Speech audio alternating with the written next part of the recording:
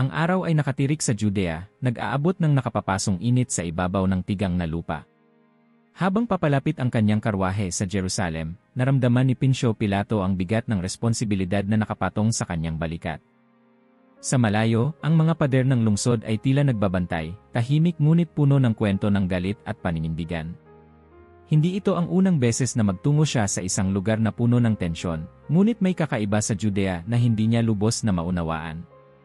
Gobernador, malapit na po tayo sa Jerusalem, sabi ni Marcus, ang kanyang centurion na matagal nang nakikipaglaban sa ilalim ng kanyang pamumuno. Hawak nito ang lubid ng kabayo, ang mga matay alisto sa bawat galaw sa paligid. Malapit na ba talaga? Sagot ni Pilato nang may himig na halatang hindi lang distansya ang iniisip. Ilang taon na ang lumipas mula nang akuin natin ang rehiyon na ito, ngunit para bang mas lumalayo sila kaysa lumalapit.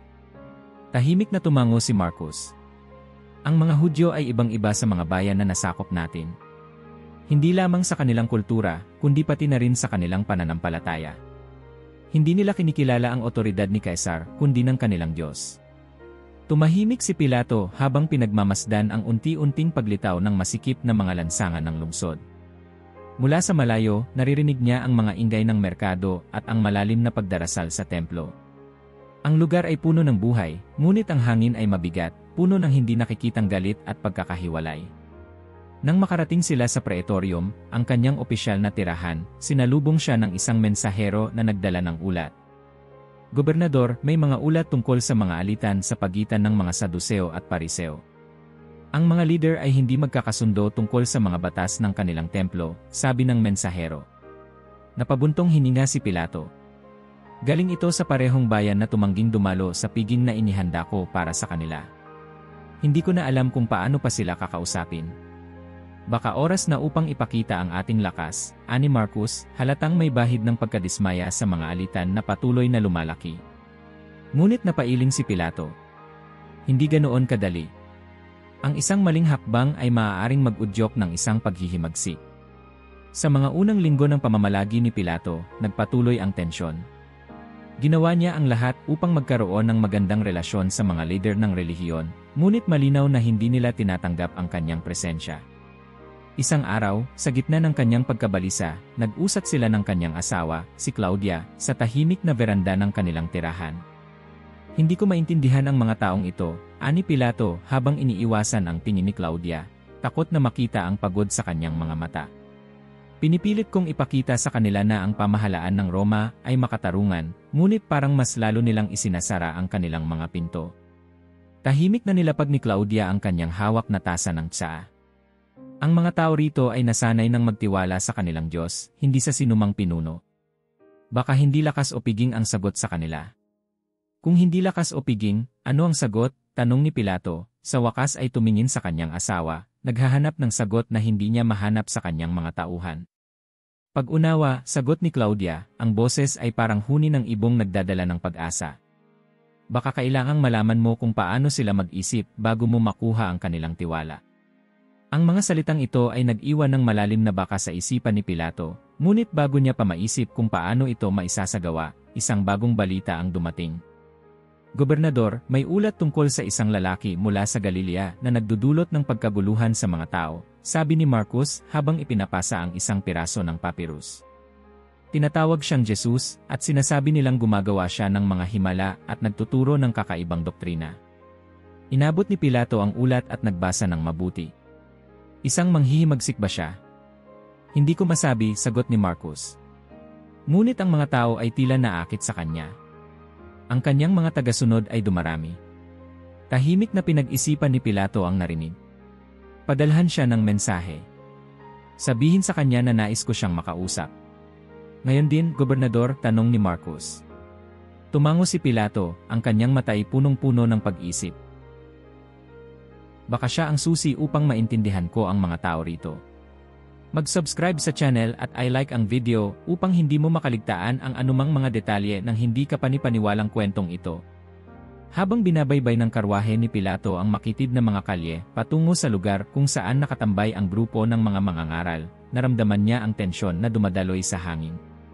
Hindi ito ang unang pagkakataon na siya ay makikipagkita sa isang pinuno ng relihiyon, ngunit may kakaibang aura sa paligid ng lalaking tinatawag na Jesus. Hindi pa siya sigurado kung ito ay isang senyales ng takot o kapangyarihan. Ngunit ang mga ulat na narating sa kanya ay nagbigay ng pangambang maaari itong magbukas ng mas malalim na alon ng paghihimagsik. Puno ng mga tao, gobernador, sabi ni Marcus, ang kanyang mukha ay seryoso habang pinagmamasdan ang paligid. Mukhang ang bawat kanto ng Jerusalem ay naririnig ang tungkol sa kanya. Dahil sa lakas ng pagtutol mula sa mga leader ng relihiyon, ipinag-utos ni Pilato na ipakilala sa kanya ang manghihimagsik na ito sa isang pribadong lugar. Sinusundan nila ang landas patungo sa isang maliit na burol kung saan inihanda ang pulong. Naroroon na si Jesus, naglalakad ng tahimik, hindi nagmamadali, tila wala sa mundo ng mga nasasakupan. Nakasuot siya ng simpleng damit, ang kanyang mukha ay puno ng hindi matutukoy na sinseridad. Kasama siya ng mga tagasunod na mukhang puno ng pag-asa, ang kanilang mga mata ay kumikislap sa tuwa at pananampalataya. Jesus ng Galilea, tanong ni Pilato, ang tono ay neutral, ngunit ang tanong ay may kasamang pagnanais na matuklasan ang layunin ng taong ito. Tumingin si Jesus sa kanya, at sa mga mata ni Pilato, nakita niya hindi ang takot na inaasahan niyang makita, kundi isang matatag na paninindigan na parang hindi matitinag. Ako nga, sagot ni Jesus ng mahinahon, ang kanyang boses ay magaan, ngunit puno ng bigat.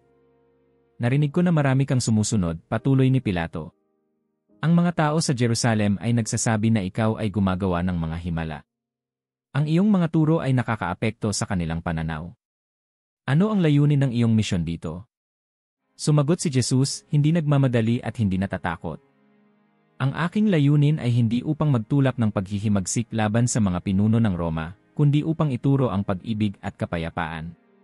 Hindi ko tinutuligsa ang emperador, ngunit ang puso ng bawat isa ay nais ko sanang magbago. Ako ay hindi isang hari na darating upang mangibabaw. Ngunit hindi pa rin nakumbinsi si Pilato. Sa tingin mo ba, ang iyong mga salita ay magiging dahilan ng kapayapaan? Ang iyong mga tagasunod ay nagsasabi na ikaw ang Mesyas na ipinangako sa kanila. Ang mga tao ay naglalakad patungo sa iyo. Hindi ba't ito ay isang banta sa kaayusan ng Roma? Hindi umiwas ang mata ni Jesus. Ang aking kaharian ay hindi mula sa mundong ito. Hindi ako dito upang magtayo ng isang imperyo o magtangka ng isang revolusyon. Ako ay narito upang magturo ng liwanag at makatawid sa mga puso ng mga tao. Ang tunay na kaharian ng Diyos ay hindi makikita ng mga mata ng tao, ito ay nasa bawat tao na sumusunod sa Kanya. Isang sagot na puno ng misteryo. Para kay Pilato, ang mga salitang iyon ay tila isang matalim na alon ng hindi pagkakaintindihan. Sino ba talaga ikaw? Tanong ni Pilato, hindi na alam kung ano ang sasabihin. Ang kanyang isip ay naglalakbay sa mga tanong, ang kanyang mga mata ay nagtangkang basahin ang kaluluwa ni Jesus. Tumingin si Jesus at mumiti ng kaunti, ako ay ang anak ng Diyos, ngunit hindi ako ang kung ano ang inaasahan ng mga tao. Ako ay narito upang maglingkod, hindi upang maghari. Bago pa makapag-react si Pilato, isang matinding ingay ang narinig mula sa labas ng pulong. Ang mga tao ay nagsimula ng magtipon, ang mga sigawan at pagyayanig ng maraming boses ay nagbigay ng malupit na tunog sa hangin.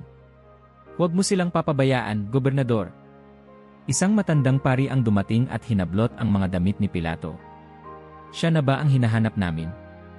Si Jesus ng Galilea. Isang manghihimagsik. Isang huwad. Sa mga sigaw ng galit at takot mula sa mga Hudyo, naramdaman ni Pilato ang kakaibang bigat sa kanyang puso.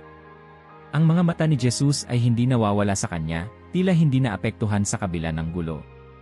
Pagkatapos ng ilang minuto ng tensyon at ingay, nagpasya si Pilato na kailangan niyang magdesisyon. Jesus, sabi niya, ako ay hindi natatakot sa iyong mga salita, ngunit ang mga tao ay tila naghahanap ng kasagutan. Nais ko sanang magdesisyon ngayon, ngunit sa dami ng galit na naririnig ko, mas mabuti bang manatili ka sa aking ilalim habang ako'y maghahanap ng iba pang pahayag. Ngumiti si Jesus, ngunit hindi sumagot. Ang mga mata ni Pilato ay naglakbay sa kanya, parang umaasa na makakita ng isang senyales. Habang ang araw ay nagsimula ng magtakip silim, ang mga ulat mula sa mga gobernador at sundalo ng Roma ay nagsimula ng dumating. Lahat ay nagsasabing ang presensya ni Jesus ay nagdudulot ng hindi kanais-nais na tensyon. Bagamat ipinag-utos ni Pilato na patagilid ang kanyang mga hakbang, hindi niya maiwasang maramdaman ang matinding takot na dumarampi sa kanyang kaluluwa. Ang mga tao sa Jerusalem ay hindi na basta mga mangangalakal at mang-uusap. Tila ba ang bawat isa ay nag-aalab ng isang natatagong sigaw ng pagbabago. Ngunit paano? Isang gabi, habang ang mga bituin ay kumikislap sa itaas, nakaupo si Pilato sa kanyang silid. Ang silid na madalas niyang pinupuntahan upang mag-isa at mag-isip ng mga hakbang para sa kapakanan ng Roma. Ngayon, bagamat siya ay nakaupo sa kanyang silid, ang bawat anggulo ng kanyang mata ay nakatingin sa mga ulat at sulyap ng mga tao. Hindi ba't kakaibang pakiramdam na magharing ganito? Tanong niya sa sarili, hindi alam kung paano magpatuloy. Habang naroroon siya, dumating si Marcus, ang kanyang kanang kamay at tagapayo.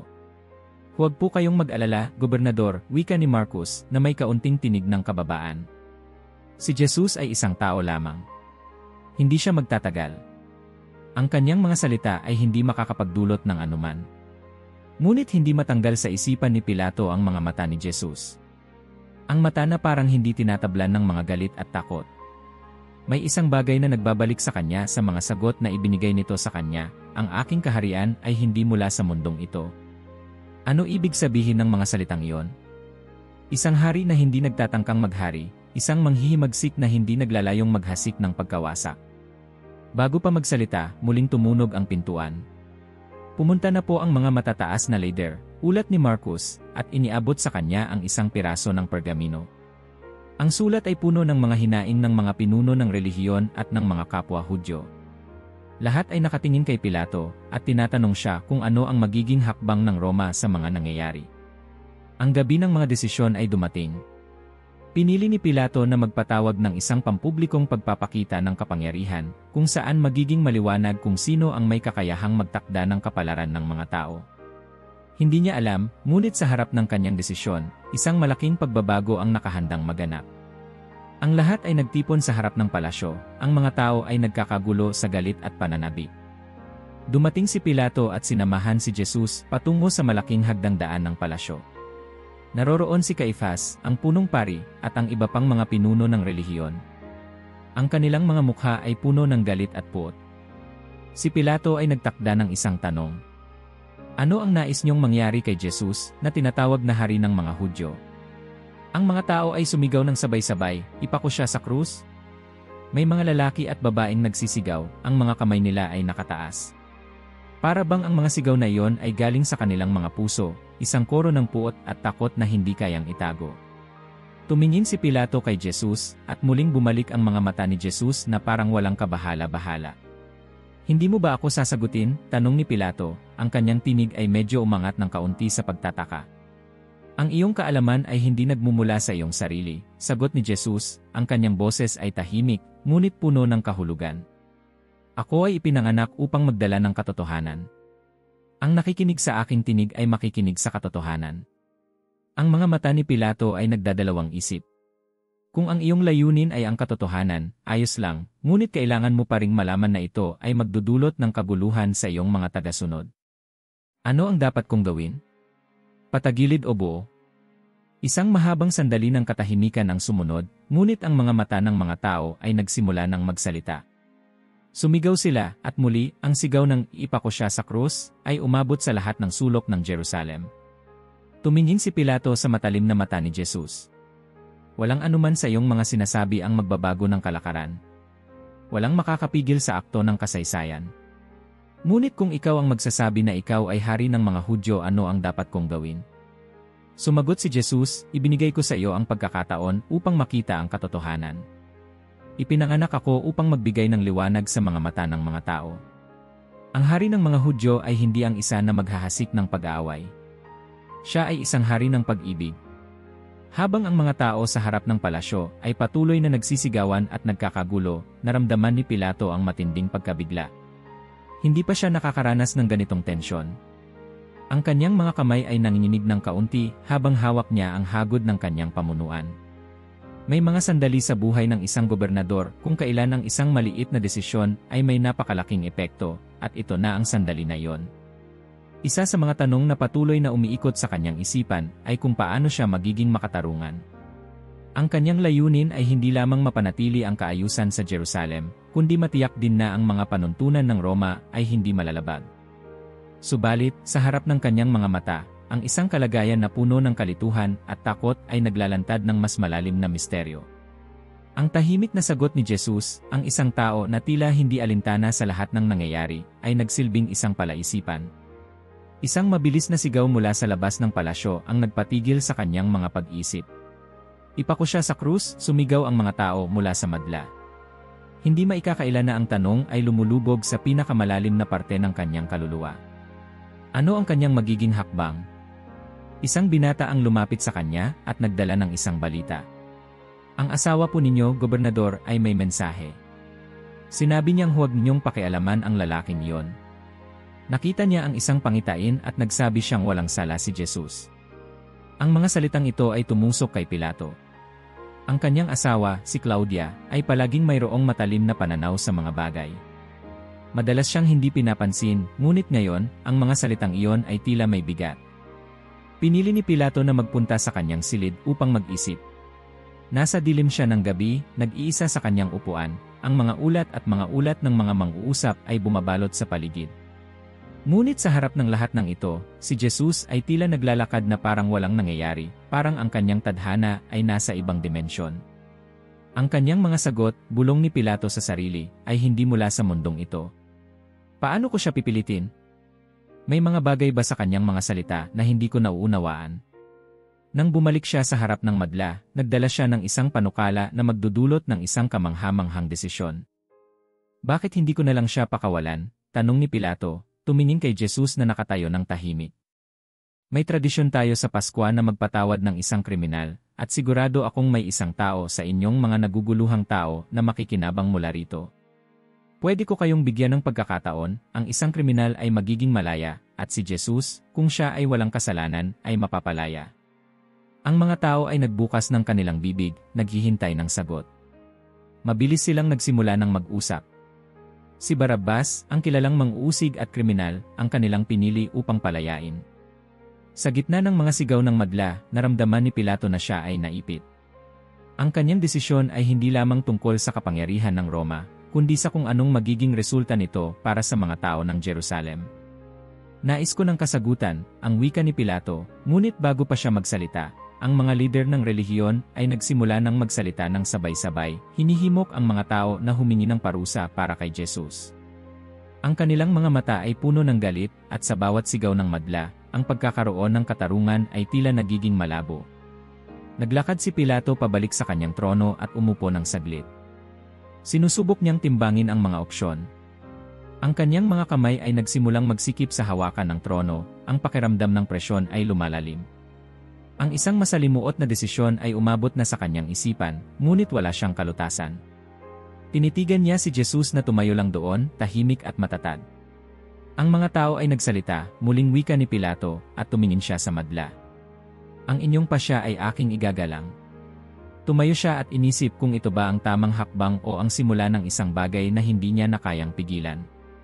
Bago tuluyang magpasya, isang huling sigaw mula sa madla ang nagsabi, ipako siya sa krus?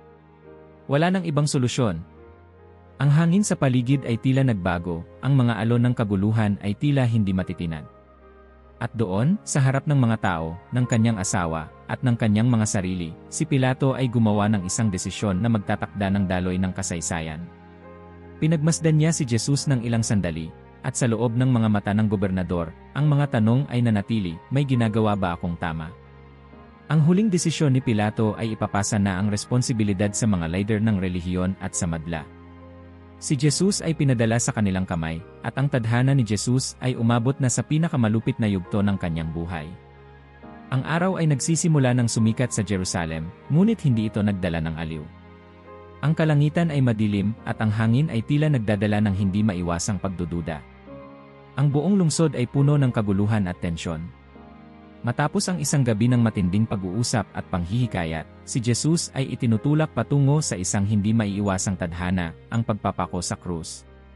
Ang mga sundalo ng Roma ay dumating sa korte, at si Jesus ay binigyan ng malupit na pang-aabuso.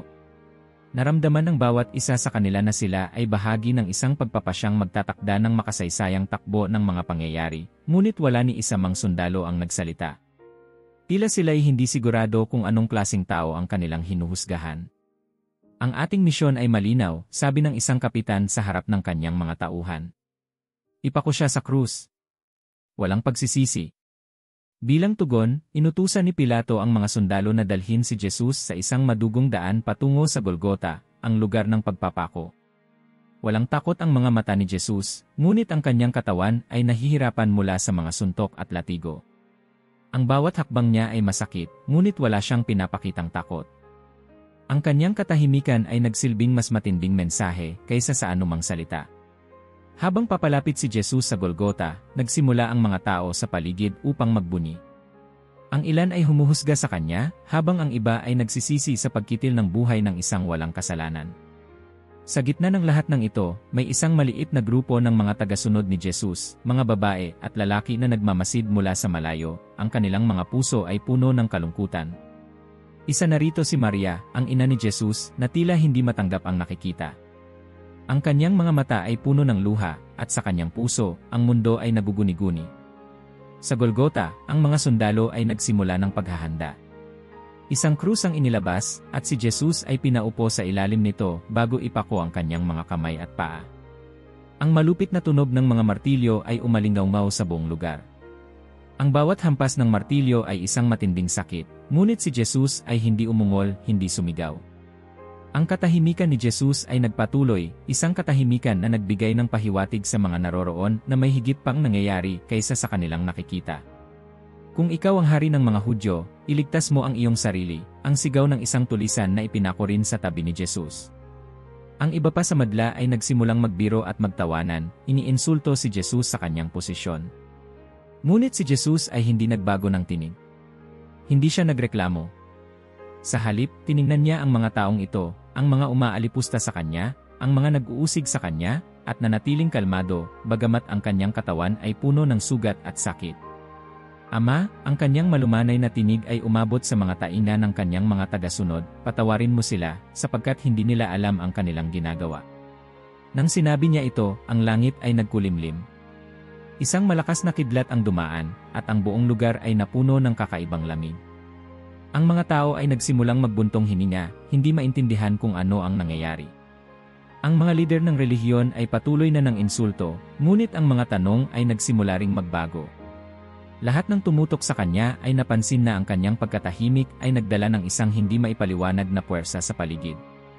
Habang ang mga oras ay dumaan, si Jesus ay nagsimulang maghirap pa. Siya ay nilagnat at naging malupit ang kanyang paghinga. Ngunit hindi siya nagbigay ng senyales ng pagpapakita ng kahinaan. Siya ay matatag, tulad ng isang puno na hindi kayang ibagsak ng hangin. Ang kanyang mga mata ay hindi nawawala sa isang layunin, ang layunin na magsalita ng pag-ibig at kapatawaran sa kabila ng kanyang paghihirap. Sa huling sandali, bago sumik ang araw, isang huling sigaw ang nilabas ni Jesus. It is finished, ang kanyang tinig ay lumakas, isang sigaw ng tagumpay. Sa kanyang mga mata, ang matinding paghihirap ay natapos, ngunit may higit pang nangyari. Sa kanyang mga kamay, iniiwan niya ang mundo ng isang mensahe ng pag-ibig at sakripisyo. Isang huling hininga, at ang katawan ni Jesus ay tuluyang nahulog sa krus. Sa paligid ng lugar ng pagpapako, ang mga tao ay nagtakbuhan upang makapagbigay galang at magsimula ng kanilang sariling katanungan. Ang ilan ay hindi naniniwala sa nangyari, ang iba ay nagsimulang maghinagpis.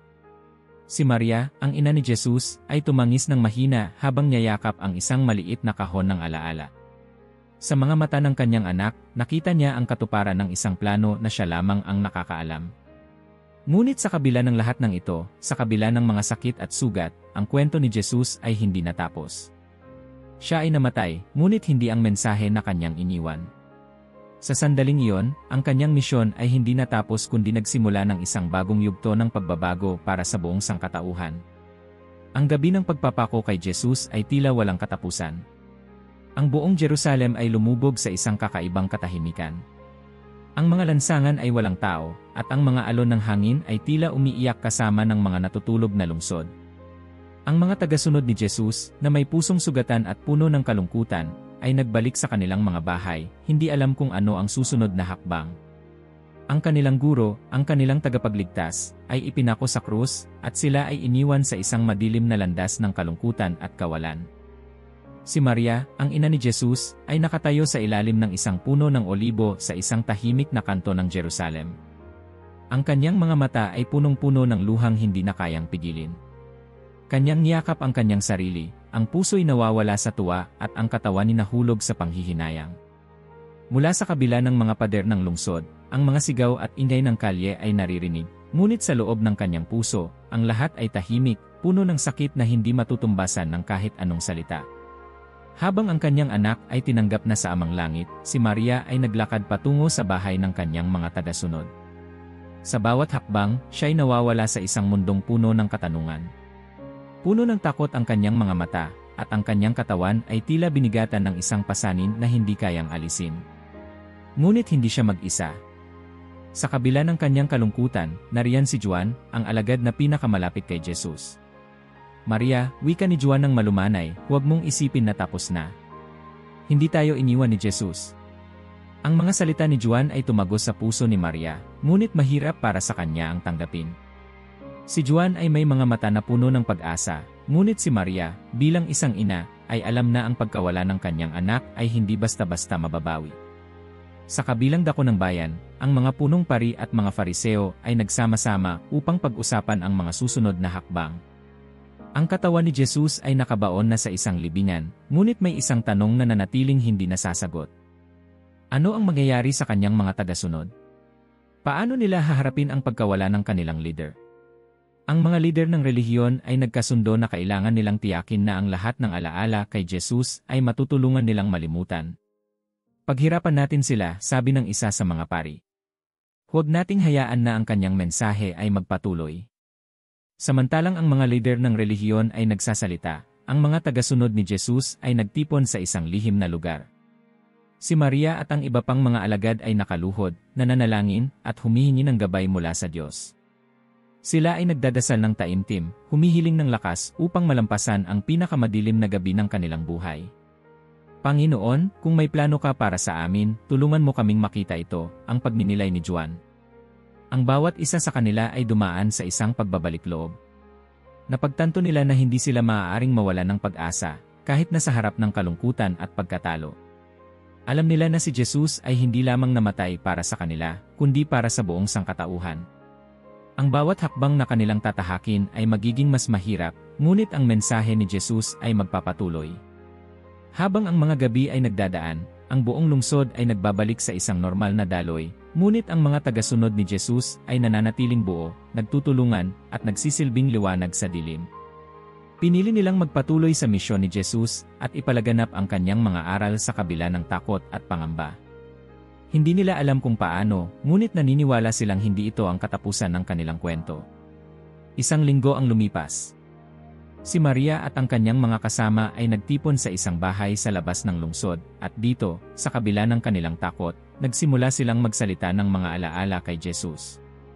Ang kanyang mga salita ay muling naging buhay sa kanilang mga puso, at sa bawat kwento na kanilang ipinahayag, ang kanyang diwa ay muling bumangon. Ngunit sa kanilang mga puso, alam nila na ang pinakamahalagang bahagi ng kanilang misyon ay hindi pa natatapos. Si Jesus ay may misyon na iiwan pa sa kanila, at ang kanyang pagkabuhay mula sa mga patay ay magiging isang tanda ng bagong pag-asa. Ang mga unang sinag ng araw ay nagsimulang sumikat sa Jerusalem, ngunit ang ilaw na iyon ay hindi nagdala ng kaligayahan sa mga tao. Ang buong lungsod ay patuloy na nababalot ng kalungkutan at takot. Ang krus ay sumisimbolo ng isang matinding kabiguan, at ang mga alagad ni Jesus ay patuloy na naglalakad sa dilim ng kanilang pagkalito. Ngunit sa ilalim ng lahat ng ito, may isang pag-asa na nagsisimulang magliyab na walang sinuman ang makakakita pa sa ngayon. Si Maria, kasama si Juan at ang iba pang mga alagad, ay nagtipon sa isang lihim na lugar sa labas ng Jerusalem. Walang alinlangan, si Maria ay pinuno ng pagkalumbay at takot, ngunit sa kabila ng lahat, ang kanyang puso ay patuloy na naglalaban sa kawalan ng pag-asa. Habang ang mga pinto ng kanilang lihim na silid ay nakakandado, ang mga mata ni Maria ay nakatuon sa isang bagay na hindi pa nila alam. Ang ating misyon ay hindi natapos, ang wika ni Juan, ang tinig niya ay puno ng lakas, hindi tayo maaaring mawalan ng pag-asa, hindi pa ito ang wakas. Si Maria ay nakatayo sa harap ng mga alagad, kanyang pinagmumuni-muni ang mga huling araw. Ang di mabilang na mga tanong na pumapalibot sa kanyang isipan ay hindi niya kayang sagutin. Bakit ito nangyari? Ano ang ibig sabihin ng lahat ng ito? Paano nila mapapalaganap ang mensahe ni Jesus sa kabila ng takot at pagkatalo? Habang sila ay nag-uusap, isang napakabilis na balita ang dumating mula sa labas. Ang katawan ni Jesus na iniwasan ng mga pinuno ng relihiyon ay hindi na matatagpuan sa libingan. Ang kanyang libingan ay wala ng laman. Siya ba? Siya ba ay buhay? Ang tanong ni Maria, hindi makapaniwala. Sa mga susunod na araw, ang balita ng pagkawala ng katawan ni Jesus ay kumalat sa buong Jerusalem. Ang mga alagad ni Jesus ay nagtipon-tipo at nagsimula ng isang pagtuklas ng mga kakaibang kaganapan. Ang mga nangyayari ay tila imposibleng mangyari, ngunit ang kanilang mga puso ay naglalaban para tanggapin na ang isang himala ay maaaring naganap. Si Juan, kasama si Pedro, ay nagpunta sa libingan kung saan inilibing si Jesus. Ngunit ang kanilang pagdating ay nagdulot ng mas maraming tanong kaysa sagot. Ang libingan ay bukas, at ang mga damit ni Jesus na dati nakabalot sa katawan ay nakalantad lamang, parang isang hindi natapos na kwento. Wala siya rito, sabi ni Juan, ang mga matay puno ng pagkabigla. Mabilis na tumakbo si Pedro pabalik sa lungsod upang ipahayag ang mga nangyari, ngunit si Juan ay nanatiling nakatayo sa harap ng libingan, ang mga mata niya ay nakakaramdam ng isang hindi maipaliwanag na kagalakan. Habang ang mga alagad ay naglalakad palayo, narinig ni Juan ang isang tinig mula sa likuran. Isang malumanay na tinig, isang tinig na hindi maaaring magkamali. Juan, wika ng tinig. At doon, sa ilalim ng araw, siya ay nakita ni Juan. Si Jesus. Siya ay buhay. Rabi, ang sigaw ni Juan, ang mga matay puno ng luhang naghalo ng kaligayahan at takot. Si Jesus ay tumingin kay Juan, ang kanyang mga matay puno ng liwanag at pag-ibig.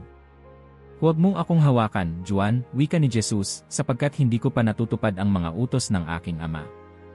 Pumunta ka sa aking mga kapatid at sabihin mo sa kanila na ako'y nabuhay na muli.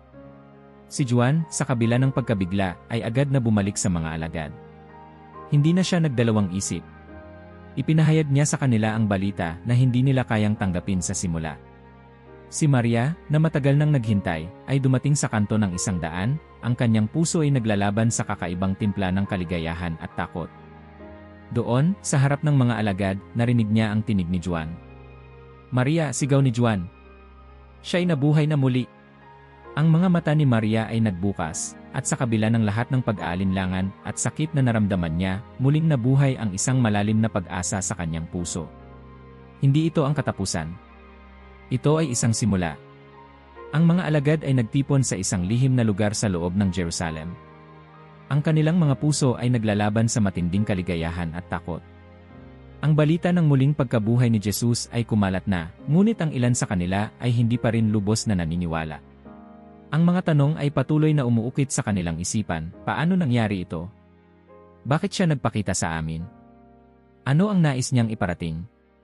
Sa kabila ng kanilang mga pag-aalinlangan, si Pedro, si Juan, at ang iba pang mga alagad ay nagtipon sa isang silid, nagmamasid sa isang tahimik na puok na malayo sa mata ng mga tao.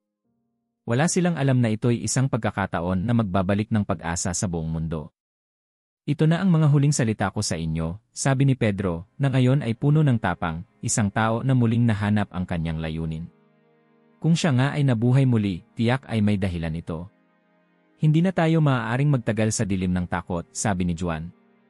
Kailangan nating ipahayag sa buong mundo ang nangyari. Si Jesus ay muling nabuhay. Subalit, isang balita ang dumating. Si Tomas, na hindi naniniwala sa balita ni Juan at ng iba pang mga alagad, ay nagpasya na maglakbay patungong Emmaus. Nanatili siya sa kanyang pag-aalinlangan, hindi kayang tanggapin ang hindi kapanipaniwala na balita na ipinapalaganap ng kanyang mga kasamahan. Walang mangyayari kung maghihintay tayo dito, wika ni Tomas habang siya'y naglalakad palayo. Hindi ko kayang paniwalaan ito hanggat hindi ko nakikita at nahahawakan ang sugat ni Jesus. Ngunit nang siya'y naglalakad patungong Emmaus, isang kakaibang kaganapan ang naganap. Sa kalagitnaan ng kanyang paglalakbay, dalawang lalaking hindi niya nakikilala ang lumapit sa kanya. Ang mga ito'y may mga anyo ng simpleng nilalang, ngunit may kakaibang aura. Hindi nila tinanong si Tomas, kundi nagsimula lamang silang mag-usap tungkol sa nangyari sa Jerusalem. Bakit ka malungkot? Tanong ng isa sa kanila. Si Tomas, na hindi pa rin maipaliwanag ang nararamdaman, ay nagsimula magkwento ng lahat ng mga kaganapan, ang pagkamatay ni Jesus, ang kanyang muling pagkabuhay, at ang hindi kapanipaniwalang balita na narinig mula sa mga alagad. Hindi ba't ito ang itinalaga ng mga propeta, ang sinabi ng isa sa mga lalaking kasama ni Tomas? Hindi ba't dapat itong mangyari upang ipakita ang kaluwalhasyan ng Diyos? Habang sila'y naglalakad, isang kakaibang liwanag ang nagsimulang magpakita. At bago pa man siya makapagsalita, nakarating sila sa isang bahay sa tabi ng daan. "Sumama ka sa amin," ang paanyaya ng isa sa mga lalaking kasama ni Tomas. "Dito tayo magpahinga." Sa kanilang pag-upo, ang isa sa mga lalaki ay kumuha ng tinapay, pinagpira-piraso ito, at binigyan si Tomas. Nang tumanggap siya ng tinapay, ang mata ni Tomas ay muling nabuksan. Sa harap ng kanyang mga mata ay ang mismong mukha ni Jesus. "Panginoon ko," ang sigaw ni Tomas, ang kanyang puso ay bumalik sa galak at pagkabigla. "Ikaw nga!"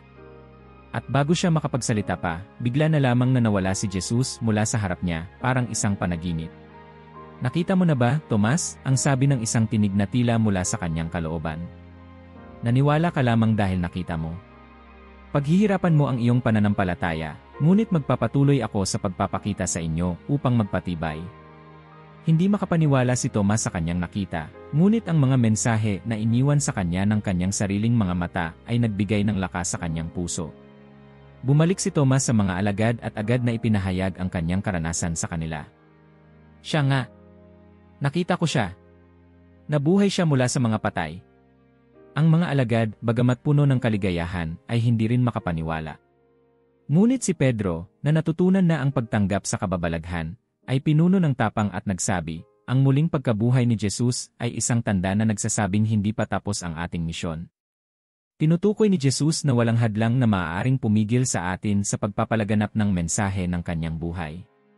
Sa mga sumunod na linggo, ang bawat isa sa kanila ay naglakbay mula sa Jerusalem patungong iba't ibang dako ng mundo upang ipahayag ang kanyang mensahe. Si Jesus, ang anak ng Diyos, ay nabuhay muli at ang kaligtasan ng sangkatauhan ay narito na. Ang misyon ng mga alagad ay hindi natapos sa kamatayan ng kanilang guro. Sa halip, ito ay isang bagong simula. Ang muling pagkabuhay ni Jesus ay nagbigay ng pag-asa sa bawat isa sa kanila, at nagbigay ng lakas upang magpatuloy sa kanilang misyon, isang misyon na maghahatid ng liwanag at pagmamahal sa madilim na sulok ng mundo. Ang mga alagad ay patuloy na naglakbay mula sa Jerusalem patungong mga kalapit na bayan at mas malalayong lugar pa. Sa bawat hakbang, isang bagong pagsubok ang kanilang kinakaharap, ngunit sa bawat hakbang din ay nagiging mas matibay ang kanilang pananampalataya. Si Pedro, bilang isa sa mga pinuno, ay nanguna sa misyon ng pagpapalaganap ng mabuting balita.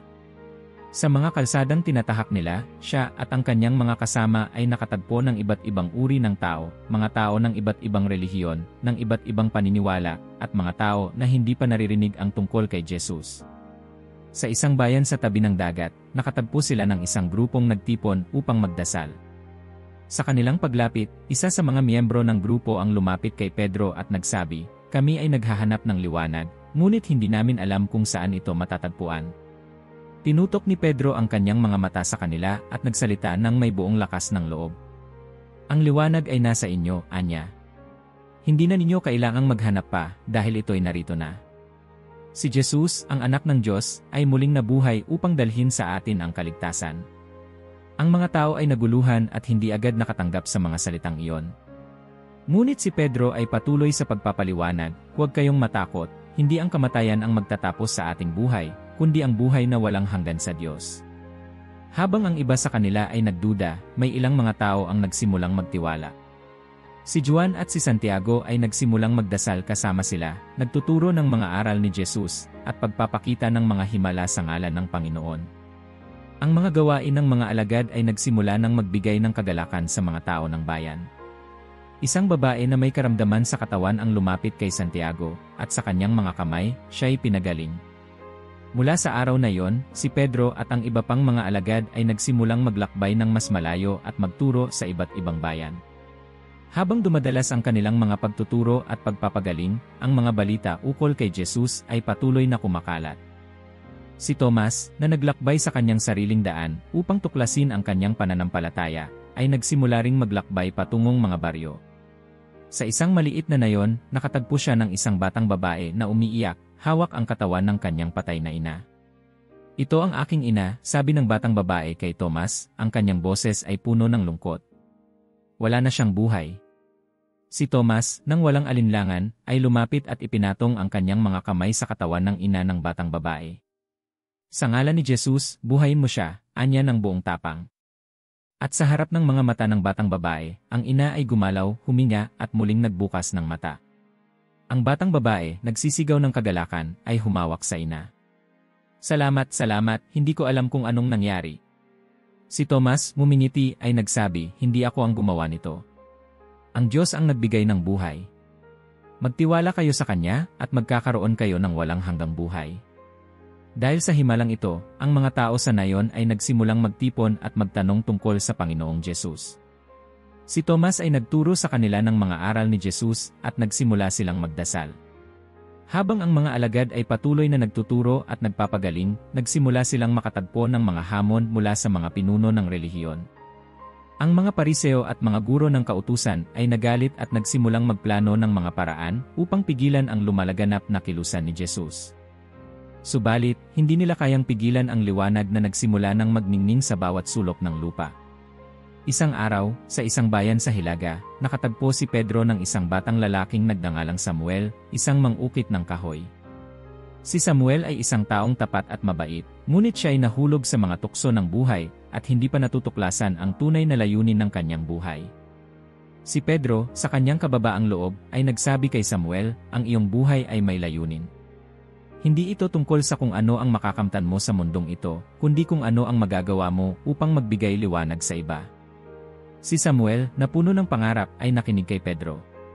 Paano ko po ito magagawa? Tanong niya. Simulan mo sa maliit na mga hakbang, sagot ni Pedro. Gamitin mo ang iyong talento upang maglingkod sa iba, at sa pamamagitan nito, magiging instrumento ka ng liwanag at pagmamahal sa mundong ito. Si Samuel, nakangiti, ay nagpasya na gamitin ang kanyang mga kamay upang mag-ukit ng mga imahe ng pag-ibig at pag-asa sa kanyang kahoy, at ipamahagi ito sa mga tao ng kanyang bayan. Ang kanyang mga kahoy na ukit ay naging simbolo ng pananampalataya at pag-asa.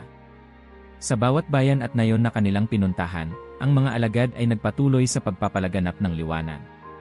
Kahit na ang mga pagsubok ay patuloy na dumating, hindi nila tinigilan ang kanilang misyon. Si Pedro, si Juan, si Tomas, at ang iba pang mga alagad ay nagsisilbing gabay sa lahat ng naghahanap ng pag-asa. Ang kanilang mga tinig ay umabot sa malalayong lugar. Ang buhay ni Jesus ay naging buhay na buhay sa bawat tao na nakatagpo ng kanyang mensahe, at ang kanyang mga tagasunod ay nagsimula ng magtayo ng mga komunidad ng pananampalataya, upang patuloy na magbahagi ng liwanag sa isang madilim na mundo. Ang mga alagad, sa kanilang patuloy na paglalakbay, ay napansin na ang mensahe ni Jesus ay hindi lamang tungkol sa kaligtasan at buhay na walang hanggan, kundi tungkol din sa pagpapakita ng tunay na pagmamahal sa bawat isa. Hindi lamang ang mga himala ang nagpatibay sa kanilang misyon, kundi ang mga simpleng kilos ng kabutihan, ang pagtulong sa mga nangangailangan, at ang pagbigay ng kanilang oras upang makinig sa bawat isa.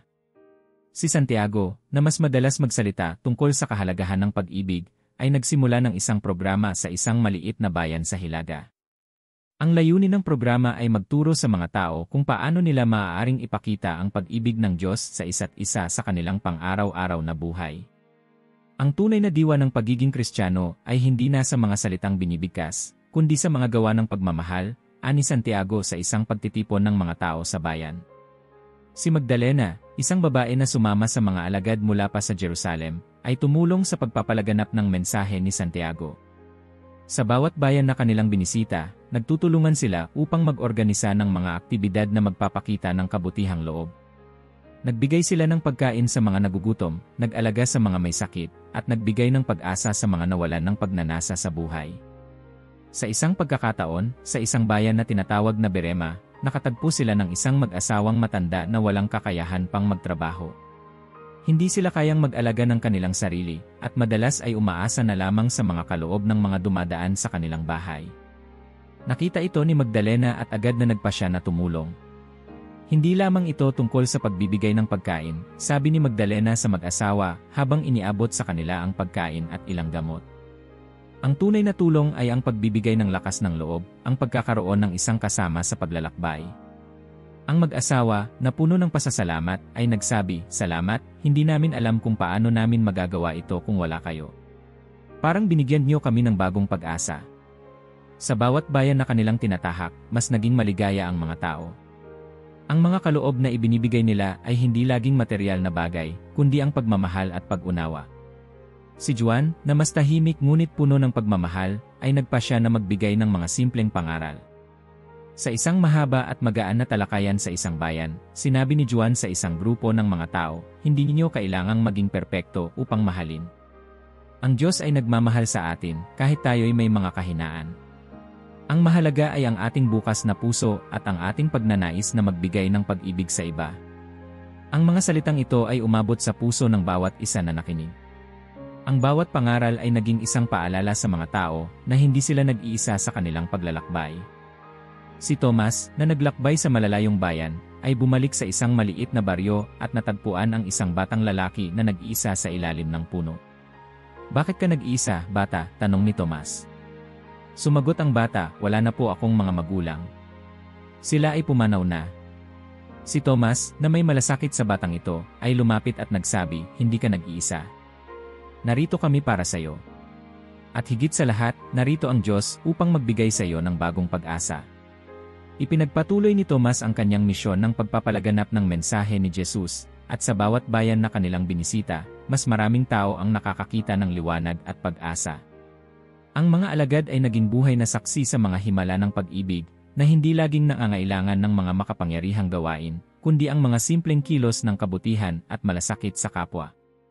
Isang araw, habang naglalakbay sa isang bundok, nakatagpo sila ng isang lalaki na may malubhang sugat sa kanyang katawan. Si Pedro, na nangunguna sa grupo, ay agad na lumapit sa kanya at tinanong kung ano ang nangyari. Ang lalaki, na labis ang pagdurusa, ay nagkwento ng kanyang karanasan, "Ako po'y inatake ng mga magnanakaw at iniwan na lang dito. Hindi ko na kayang maglakad." Si Pedro, nang walang alinlangan, ay ipinatong ang kanyang mga kamay sa sugatang lalaki at nagdasal. "Sa ngalan ni Jesus, magpagaling ka," wika ni Pedro, at sa isang saglit, ang sugat ng lalaki ay gumaling. Ang lalaki ay hindi makapaniwala, ngunit natutunan niyang magtiwala sa Diyos. "Salamat, mga alagad ng Panginoon," sabi niya. "Ang buhay ko ay nabago sa isang iglap. Hindi ko na muling iwasan ang Diyos." Nang dumaan ang mga linggo, ang balita ng mga himala at ng mga gawa ng kabutihan ng mga alagad ay kumalat pa sa mas malalayong lugar. Si Tomas, na patuloy na naglalakbay, ay nakatagpo ng isang batang babae na nangungulila. Si Tomas ay nagsimula na naman ng isang bagong paglalakbay upang maghatid ng liwanag at pag-ibig sa mga tao sa malalayong lugar. Habang ang mga alagad ay patuloy na nagpapalaganap ng mensahe ng Diyos, nagsimula silang magtatag ng mga komunidad na nakabatay sa mga aral ni Jesus. Ang bawat komunidad ay may mga pagtitipon ng pagdarasal, pagtutulungan at pag-ibig. At sa bawat komunidad na kanilang itinatag, ang mga tao ay nagsimulang magbagong buhay, masaya at may pag-asa, sapagkat nahanap nila ang tunay na kahulugan ng buhay sa pamamagitan ng kanilang pananampalataya. Habang ang mga alagad ay patuloy na naglalakbay, ang mga balita ng kanilang mga himala at mga kabutihang loob ay kumalat sa buong rehiyon. Tila ang mga tao mula sa bawat sulok ng bayan ay nagsimulang maghanap ng sagot sa kanilang mga tanong, naglalakbay upang maranasan ang mga himala na diumano'y nagaganap sa ilalim ng pamumuno ng mga alagad ni Jesus. Sa kabila ng mga magagandang pagbabago, hindi rin ligtas ang mga alagad mula sa mga pagsubok at pagsalungat. Habang ipinapalaganap nila ang mensahe ng pag-ibig, maraming mga tao, lalo na ang mga may kapangyarihan, ang nagsimulang maghinala at matakot sa kanilang lumalawak na impluensya. Ang mga alagad ay nakatagpo ng mga pagsalungat mula sa mga lider ng relihiyon at mga mayayamang tao, na natatakot na mawawala ang kanilang kapangyarihan at kontrol. Isang araw, sa isang maliit na bayan sa gilid ng dagat, nakatagpo sila ng isang grupo ng mga mangangalakal na naniniwala na ang mga alagad ay nagiging banta sa kanilang negosyo. Ang isang mangangalakal, na may pagkamuhi kay Pedro, ay lumapit sa kanya at nagtanong, "Bakit kayo nandyan? Para bang inyong pinapalitan ang ating mga pamumuhay? Hindi ba't ito'y nagiging sanhi ng kaguluhan?"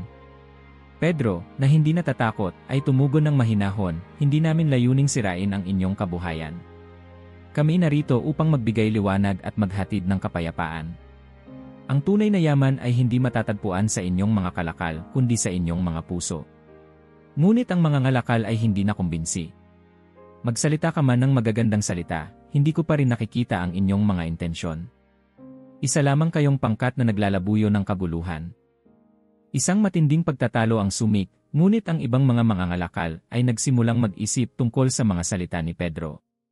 Habang ang iba ay patuloy na nagduda, ang ilang mga tao ay nagsimulang magtangkang makinig sa mensahe ng mga alagad.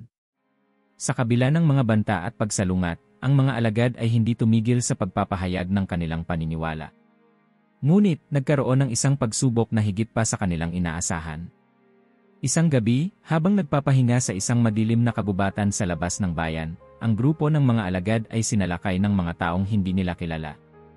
Ang mga kalalakihan na may mga pana at espada ay dumating na may galit at layuning pigilan ang kanilang misyon. Nagising si Pedro at ang iba pang mga alagad sa ingay ng mga hakbang, at agad silang nagtago sa dilim. "Bantayan niyo ang inyong mga sarili," sinabi ni Pedro sa kanyang mga kasama, "huwag tayong magpadaig sa takot. Ang Diyos ay kasama natin." Ngunit bago pa man sila makapaghanda, nagsimula ang isang matinding labanan. Ang mga alagad ay nagsikap na protektahan ang kanilang mga sarili, ngunit walang armamento maliban sa kanilang pananampalataya at lakas ng loob. Isang malupit na laban ang nangyari, ngunit sa kabila ng lahat, nakaligtas ang mga alagad. Ang ilan sa mga away ay tumakas, at ang iba ay nakumbinsi na humingi ng tawad. Sa isang lugar sa Hilaga, nakatagpo sila ng isang matandang mangukit ng kahoy na nagsabi, "Walang magtatagumpay sa inyong laban kung kayo'y magtutulungan at